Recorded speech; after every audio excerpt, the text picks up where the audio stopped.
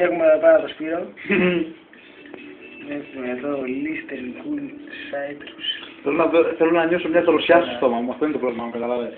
Ποιο είναι το πρόβλημα? Θέλω να νιώσω μια δροσιά στο στόμα μου. Δηλαδή, δροσιά και με αυτό μπορεί να νιώσει, αλλά εδώ έχουμε γύρω στα πόσα είναι. Δεν ξέρω, ειλικρινά δεν ξέρω.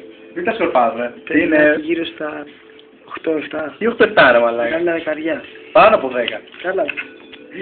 Βάλε άλλα έναν. Όχι δεν βάζω, δεν μπαίνει άλλο, χωρίς πλάκα, δεν μπαίνει άλλο.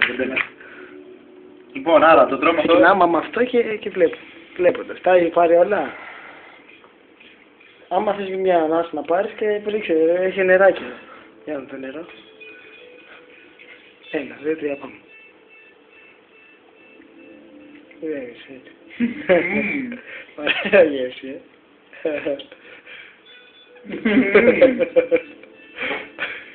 Πιες λίγο. Έτσι, κάνε κόμματα. Έτσι έχουμε, μπράβο.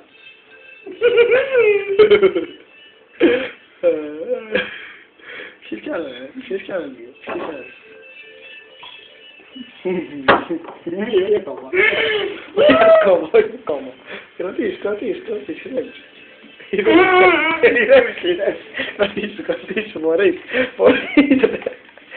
μπορείς.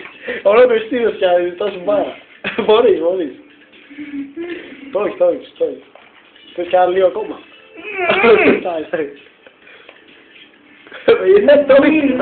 Έχει λίγο ακόμα, έχει δουλειά και 1,5 λεπτό ακόμα, τι θα κάνουμε.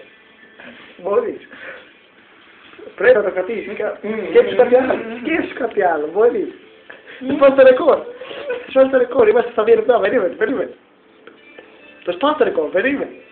Σκέψου κάτι άλλο, πιάσε το κουκλάκι εκεί πέρα. Δεν θα το πεις, ρε μαλάκα.